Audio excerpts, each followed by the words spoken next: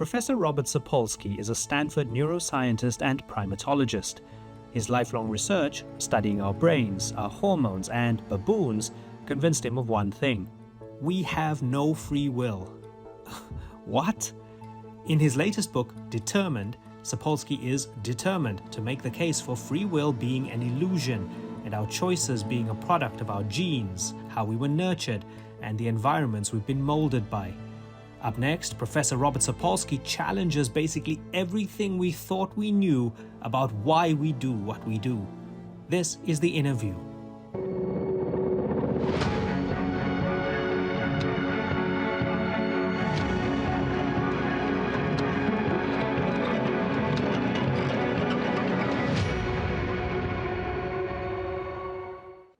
I am very much looking forward to this next interview. Professor Robert Sapolsky joins us now on the InnerView. Thank you very much for joining us. I noticed the brown couch in the background. That's where you do your interviews from. I feel very special.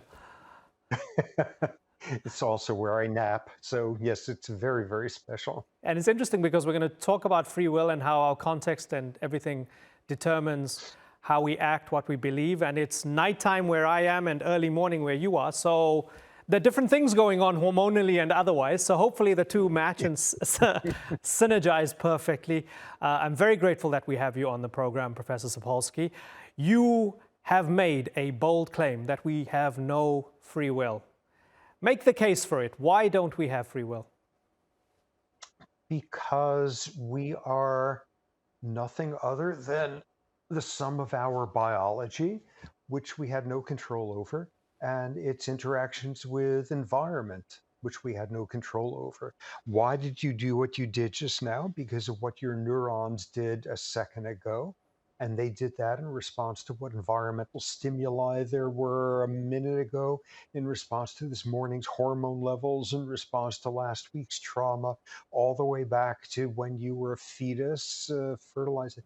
When you look at where behavior comes from, and look at how it stretches all the way back to how we evolved as a species up to what your neurons were doing a millisecond before, put all those pieces together, and there's simply no room there to push in a notion that sometimes behavior just happens, completely independent of your history. Can this be used as an excuse for the bad things that I might do? Oh, absolutely. But if one really follows through on that, two implications that one is it also applies to not feeling terribly entitled or proud of yourself when there's something good that you've done. And that has to take some of the wind out of our sails of self-interest and entitlement. And the other is if you really truly believe there is no free will and follow that through to its logical extreme, blame and punishment never make any sense. Praise and reward never make any sense. Viewing anyone as having earned anything, being entitled to anything, such that their considerations are more important than that of any other person out there, makes no sense. And yeah, that's a big challenge to actually think that way. Praise, blame, love, hate, punishment, reward. We build our entire worldview on this, our legal systems, our social interactions. So you're pulling the rug from underneath everything, because we create good reasons for why we hate, why we love, why we praise, why we blame. So what happens when we shatter that agency, when we shatter that idea that all of these things apply? Isn't it nihilism?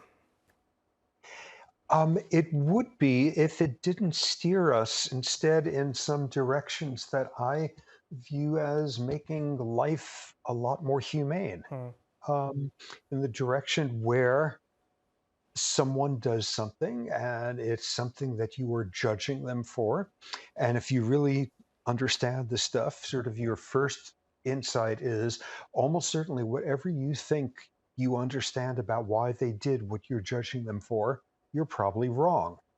And it is probably the outcome of things you have no idea about, that they had, of course, no control over, that entitlement, the notion that there's anything you have done which justifies you being able to stand up in the front of the line in front of everyone else, really isn't there. All we are is luck. And if you do that, for example, hating someone for what they've done makes as little sense as like hating an earthquake, Mm. hating a virus that's good at getting into your lungs. Hmm. Yeah, okay, so that's interesting because previously people were killed, witches were burnt at the stake because of some belief that people were responsible for earthquakes or viruses or the weather, hurricanes, and so on and so forth. So we've somewhat evolved our moral compass to not attribute blame to human beings and to want to punish them for that. What is the next frontier? What are we currently punishing people for that future generations will look back at and go, that was stupid, that was just part of nature, therefore no one was individually, singularly to blame for that?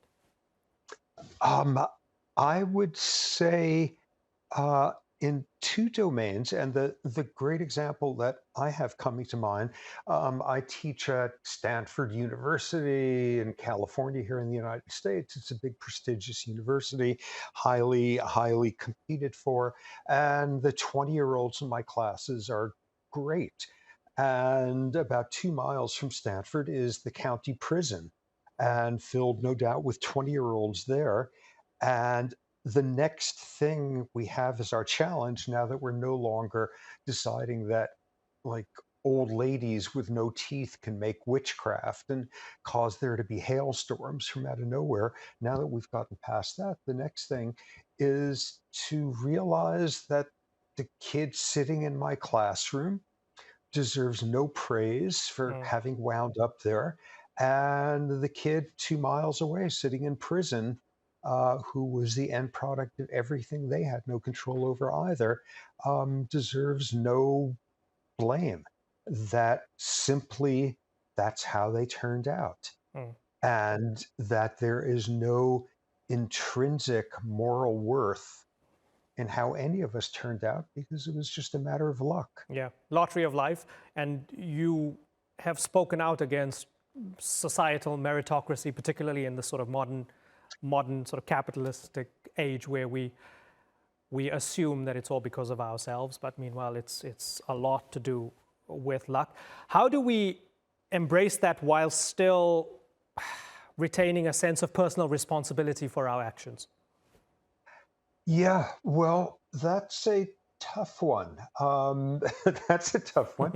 And I think underlying that, amid my argument that, oh my God, you've got to think completely differently about blame, reward. I've been thinking this way since I was about 14 years old. Mm, And despite that, I can actually function this way maybe 1 minute every other week or so. Yeah, it's really difficult.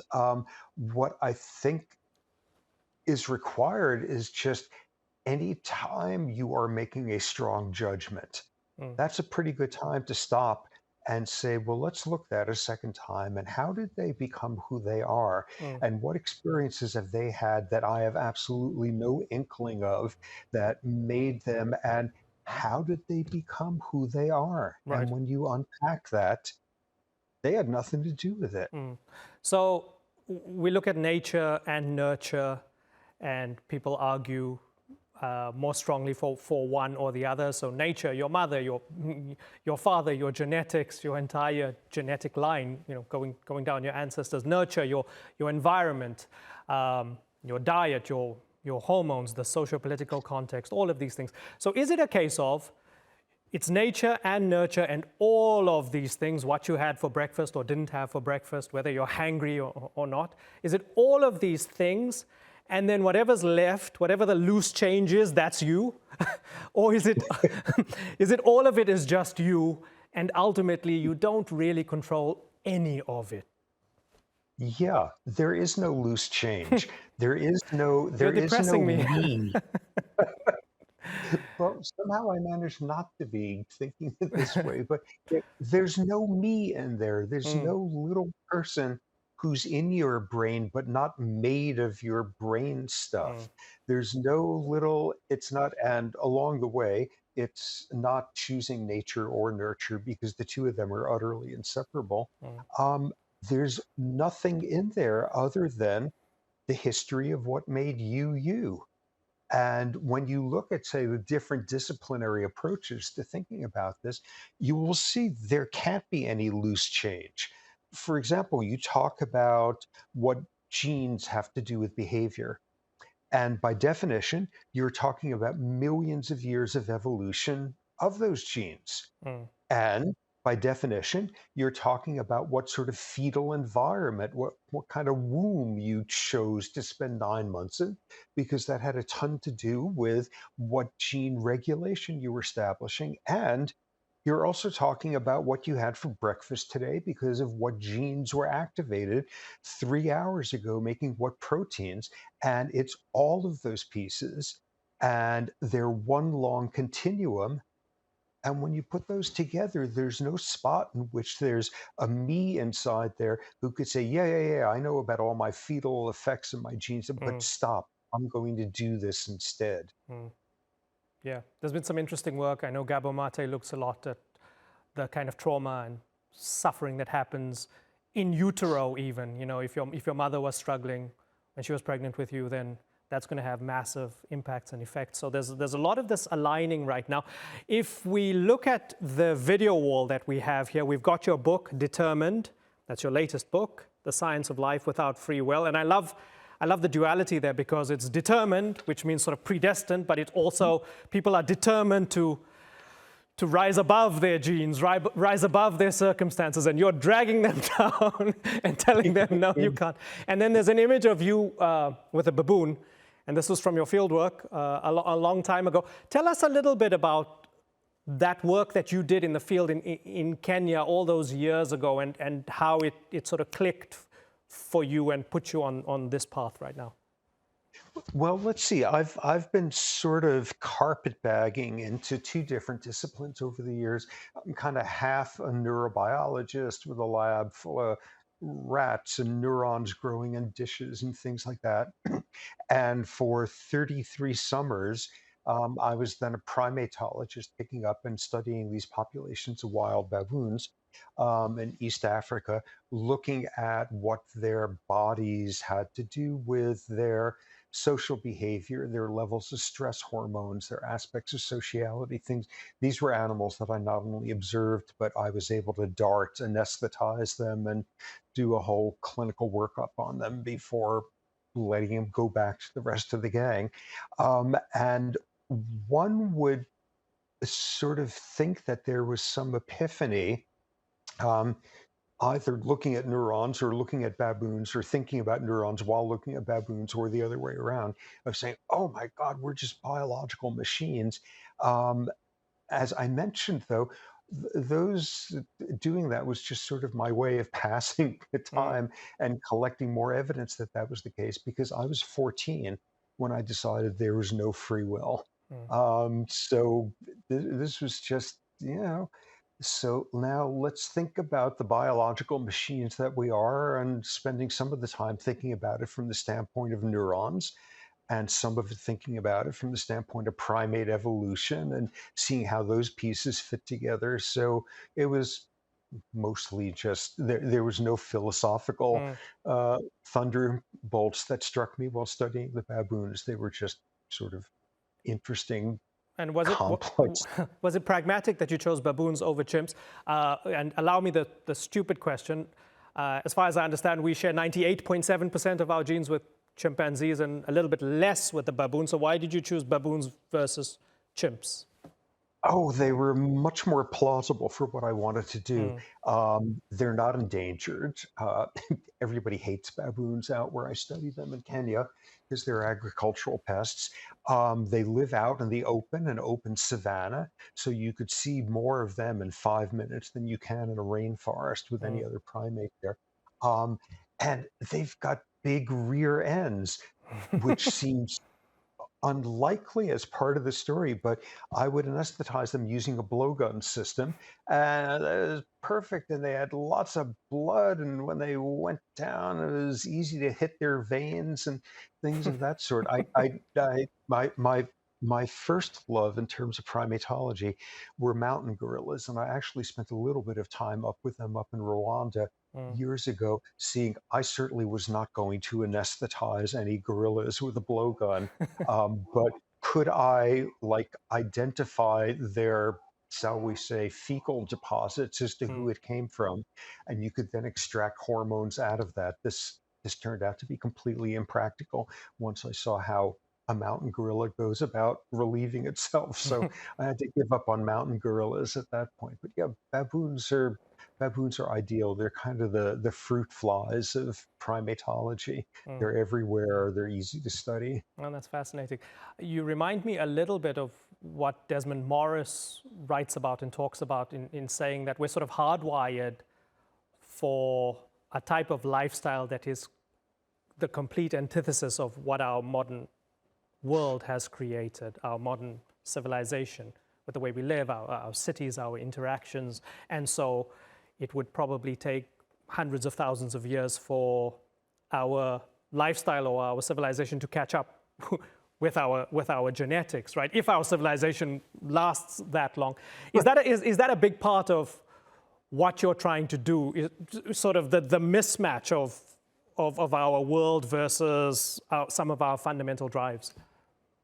Well, using the word mismatch is perfect because that absolutely. I mean, here's the particular area that I focused on over the years is stress, physiology of stress, psychological stress, the effects of stress on the brain, and exactly alluding to what you mentioned, 150 million years ago, some dinosaur would have been being chased by some other dinosaur, and that dinosaur's adrenal glands would have been releasing the exact same stress hormone that our bodies do now, chemically identical, the same structure, the adrenal, all of the exact same thing. And what do? We release it thinking about global warming. Mm, And that's the mismatch. When we worry, when we're anxious, when we have angst, when we are fearful, when we are petulant, when we are jealous, when we're any of those things, we are activating ancient wiring in us that does not necessarily fit very well with our current world. mm. I want you to scale this up a little bit into the reality of geopolitics and death and destruction. You talk of this ancient wiring in our modern world. For example, what's happening in Ukraine, what's happening in Gaza. When you look at it through the framework of this idea that we have no free will, give me some sort of explanation. I'm not asking you to be a political analyst here, but give me some understanding of how Robert Sapolsky would view what's happening in Gaza, for example. Um,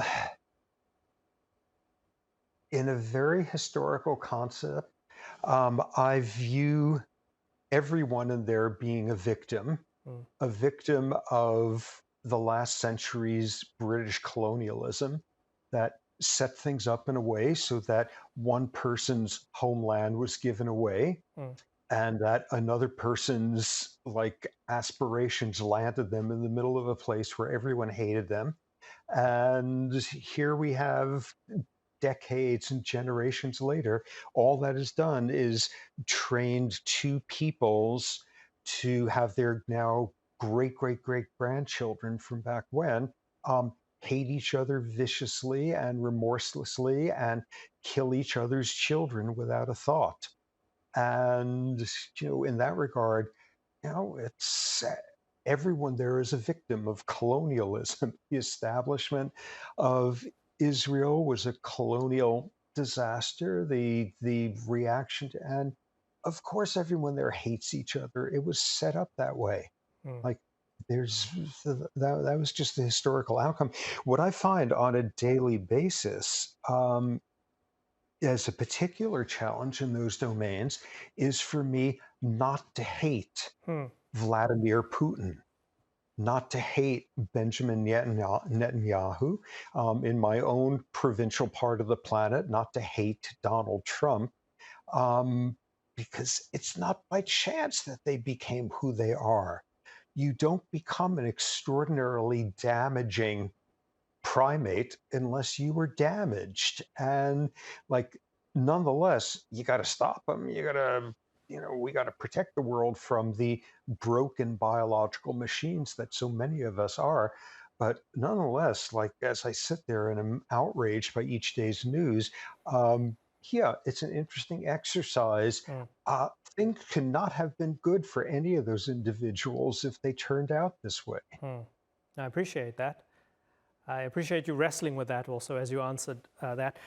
Tell us about Phineas P. Gage in the 1840s. We've got about 4 minutes left in the interview, and I really want our viewers to learn about Phineas P. Gage and what we learned about him, his brain, and how that translates to our understanding of human nature and free will almost 2 centuries later. Great. Phineas Gage. Every neuroscientist considers naming their child Phineas because of Phineas Gage. He was like such a landmark. He began the modern notion of there's no free will. Phineas Gage, he was a railroad construction line foreman somewhere in the United States, and there was an accident. Some dynamite was put where it wasn't supposed to, and a metal rod was shot through as a result of some dynamite blowing up. A metal rod, 13 pounds, was shot through his eye and then out the front of his skull and landed some meters away and took out the frontal cortex of his brain in the process. And this was the landmark case because, as the doctor, like the local village physician who examined him, said in the aftermath, Gage was no longer Gage. Gage was the foreman of this because he was a responsible, capable, sobrietous individual and he was never able to function normally again. He became wildly disinhibited, inappropriate emotional things he would do and say.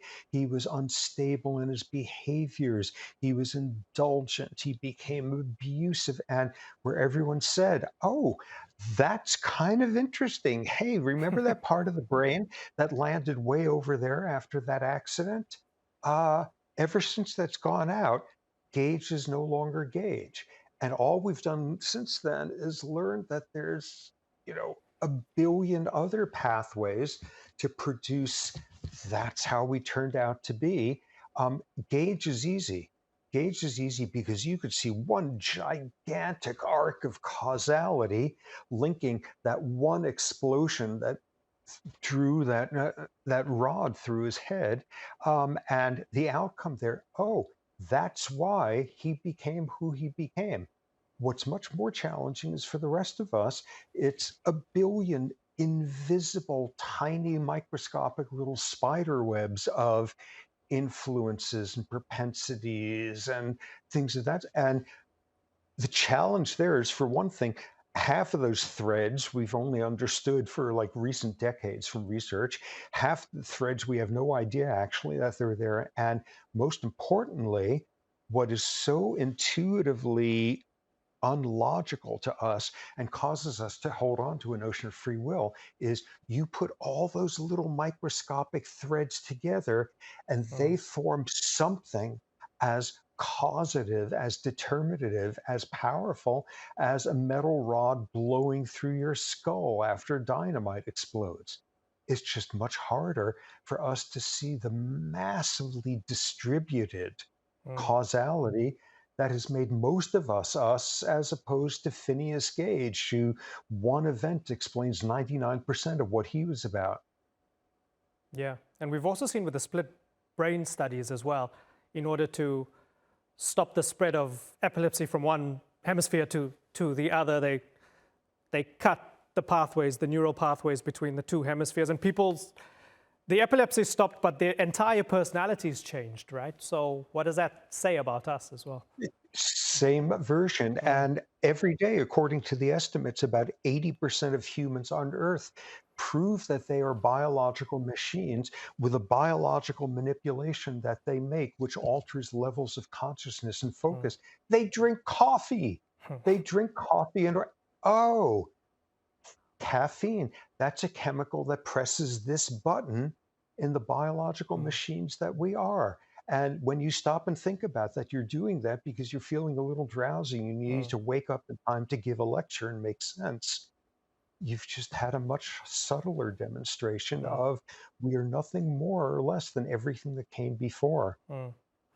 I know you're loath to call yourself a philosopher, but if I can extract a philosophy out of what you're saying, it's that if things are going well for you, don't get carried away, don't be big-headed, because a lot of it is down to luck, and be grateful for how you got there. And if somebody else is doing something you don't like, be a bit more compassionate, because there might be a million reasons for how they got to where they are. Would that be an interesting encapsulation of the philosophy of Professor Robert Yeah, Sapolsky? yeah, that's a pretty nice one. And if you think you know what's going on in terms of where Mm. behavior comes from, and Mm. again, especially behavior that you're judging harshly, Mm. think a second time and a fifth time and a tenth time, because almost certainly your first conclusion was wrong. Professor Sapolsky, we thank you so much for your research, your brilliance, and your humility.